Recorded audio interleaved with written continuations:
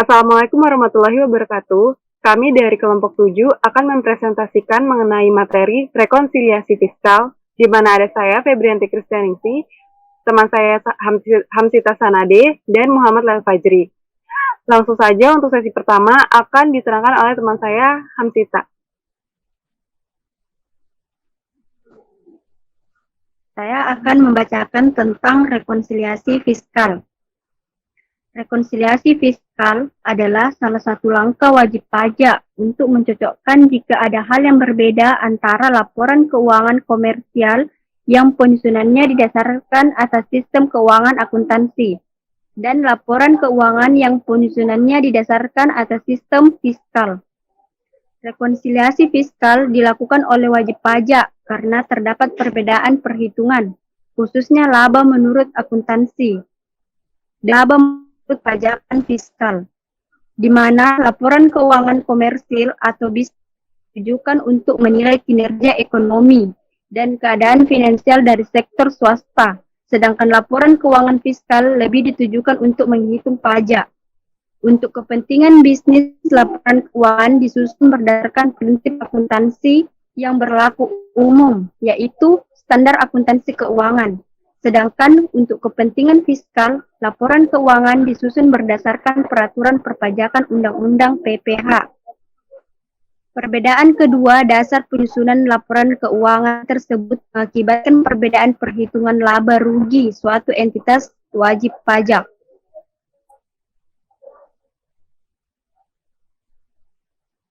Penyebab perbedaan laporan keuangan komersil dan laporan keuangan fiskal, yaitu perbedaan prinsip akuntansi, perbedaan metode dan prosedur akuntansi, perbedaan perlakuan dan pengakuan penghasilan dan biaya.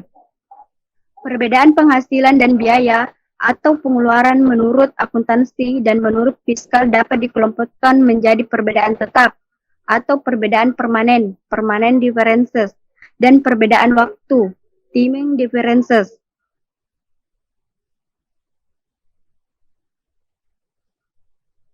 Selanjutnya yaitu koreksi fiskal. Penyebab terjadinya koreksi fiskal pada waktu.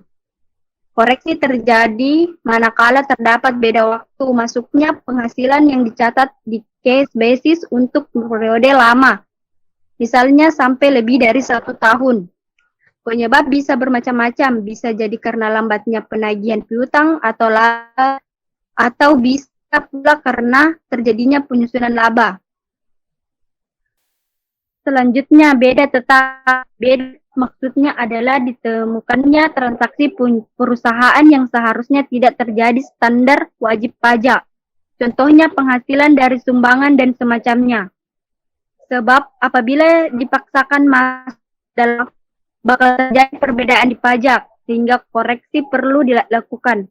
Namun ada transaksi berbeda tetapi masih harus dibayarkan pajaknya. Selanjutnya akan dilanjutkan oleh teman saya. Oke, selanjutnya ada koreksi positif dan negatif dalam fiskal. Koreksi fiskal positif adalah koreksi yang menyebabkan pertambahan laba fiskal atau pengurangan rugi fiskal, sehingga laba fiskal lebih besar daripada laba komersial. Dengan kata lain, rugi fiskal lebih kecil daripada rugi komersial. Lalu ada koreksi fiskal negatif. Koreksi fiskal negatif adalah koreksi fiskal yang menyebabkan pengurangan laba fiskal atau bertambahnya rugi fiskal, sehingga laba fiskal lebih kecil daripada laba komersial atau rugi fiskal lebih besar daripada rugi komersial. Selanjutnya, penyebab koreksi positif dan negatif. Penyebab koreksi positif yaitu beban biaya dalam kepentingan pribadi wajib pajak, imbalan atau penggantian terkait dengan pekerjaan atau jasa, dana cadangan, kelebihan pembayaran kepada pihak yang mempunyai hubungan istimewa terkait dengan pekerjaan yang dilakukan, pajak penghasilan, harta yang dihibahkan, pembayaran gaji kepada pemilik, sanksi administratif, selisih penyusutan atau amortisasi komersial, biaya dalam menerima, menagih, dan menjaga penghasilan yang terkena PPh final, Dan yang terakhir ada kesesuaian dengan fiskal positif lainnya yang tidak berasal dari faktor yang sudah disebutkan. Lalu penyebab koreksi negatif adalah selisih komersial di bawah penyusutan fiskal, pendapatan yang terkena PPh final, serta penghasilan tidak termasuk objek pajak, tetapi termasuk dalam peredaran usaha. Yang terakhir ada penyusutan fiskal negatif lainnya. Lalu ada persamaan antara penyusutan akuntansi komersial dan akuntansi fiskal. Persamaan antara akuntansi komersial dan akuntansi fiskal antara lain adalah sebagai berikut. Yang pertama, aktiva atau harta tetap yang memberikan manfaat lebih dari satu periode tidak boleh langsung dibebankan pada tahun pengeluarannya, tetapi harus dikapitalisir dan disusutkan sesuai dengan masa manfaatnya. Yang kedua, aktiva atau harta yang dapat disusutkan adalah aktiva tetap, baik bangunan maupun bukan bangunan.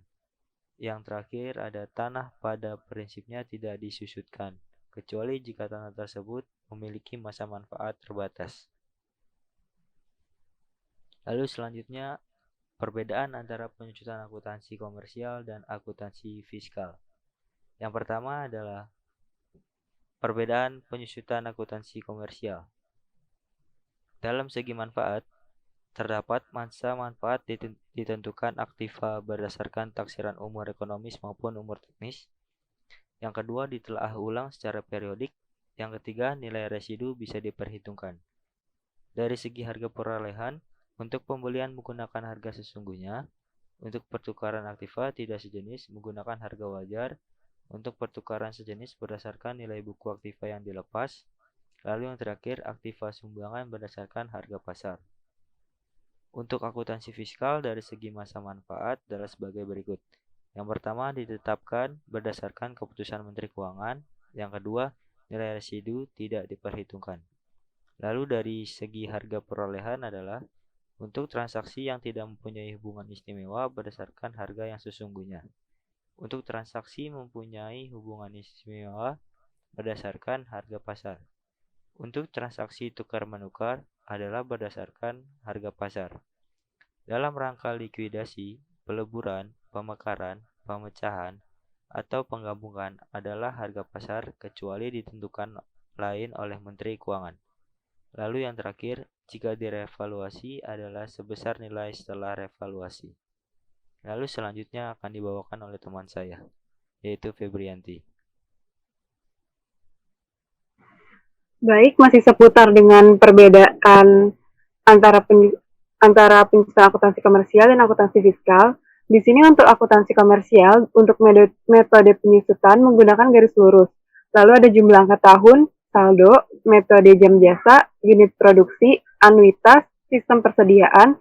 Perusahaan dapat memilih salah satu metode yang dianggap sesuai, namun harus diterapkan secara konsisten dan harus ditelaah secara periodik.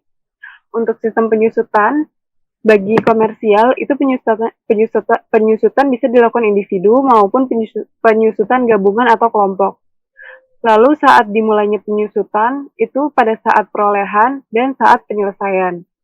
Untuk akuntansi fiskal, metode penyusutan yang digunakan untuk aktiva tetap bangunan adalah garis lurus, dan untuk aktiva tetap bukan bangunan, wajib pajak dapat memilih garis lurus atau saldo menurun ganda asal diterapkan secara taat asas. Lalu untuk sistem penyusutan secara individual terkecuali untuk peralatan kecil boleh secara golongan. Lalu saat dimulainya penyusutan, saat perolehan, atau dengan izin Menteri Keuangan dengan dilakukan pada tahun penyelesaian atau tahun dimulainya menghasilkan. Lalu untuk biaya-biaya pengurangan penghasilan bruto, di sini biaya-biaya lebih dikenal dengan sebutan biaya untuk mendapatkan, menagih, dan memelihara penghasilan, atau sering disingkat dengan 3M. Secara umum, ketentuan mengenai biaya 3M ini diatur dalam Pasal 6 Undang-Undang Nomor 36 Tahun 2008 tentang perubahan keempat atas Undang-Undang Nomor 7 Tahun 1983 tentang pajak penghasilan atau UU PPh. Namun, beberapa jenis biaya diatur tersendiri, seperti Pasal 5 untuk bentuk usaha tetap BUT, pasal 11 dan 11A untuk penyusutan dan amortisasi. Nah, berikut ini merupakan tabel penyusutan. Untuk tarif penyusutan bisa menggunakan garis lurus atau straight line method dan saldo menurun ganda atau declining balance method.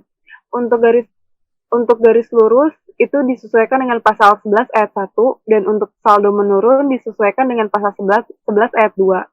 Di sini untuk kelompok harta berwujud bukan bangunan terdiri dari kelompok 1, 2, 3, dan 4. Untuk masing-masing masa manfaatnya, kelompok 1 4 tahun, tarif penyusutan garis lurusnya 25%, saldo menurunnya 50%. Untuk kelompok 2, masa manfaatnya 8 tahun, garis lurusnya 12,5%, saldo menurunnya 25%. Kelompok 3, masa manfaat 16 tahun, garis lurusnya 6,25%, saldo menurun 12,25%. Dan untuk kelompok 4, masa manfaat 20 tahun, di mana tarif untuk garis lurusnya 5% dan saldo menurunnya 10%. Lalu untuk bangunan terdiri dari dua, yaitu permanen dan tidak permanen, di mana hanya menggunakan garis lurus saja. Untuk permanen masa manfaatnya 20 tahun dan untuk tidak permanen masa manfaatnya 10 tahun. Lalu untuk tabel amortisasi, di sini hanya dikelompokkan menjadi kelompok harta berwujud. Untuk kelompok 1, masa manfaatnya 4 tahun, garis lurusnya 25% dan saldo menurunnya 50%. Untuk kelompok 2, 8 tahun, garis lurusnya 12,5% dan saldo menurun 25%. Kelompok 3, 16 tahun, di garis lurusnya 6,25%, saldo menurun 12,25%. Dan kelompok 4-nya masa manfaat 20 tahun dengan tarif garis lurus 5% dan saldo menurun 10%. Untuk harta berwujud selain bangunan juga bisa disusun melalui metode garis lurus atau saldo menurun. Lalu untuk harta berwujud berupa bangunan cuma bisa disusun dengan metode garis lurus. Baik, berikut merupakan presentasi dari kelompok 7. Kurang lebihnya kami mohon maaf, semoga bisa bermanfaat untuk kalian yang menonton dan bisa menambah wawasan kalian. Terima kasih.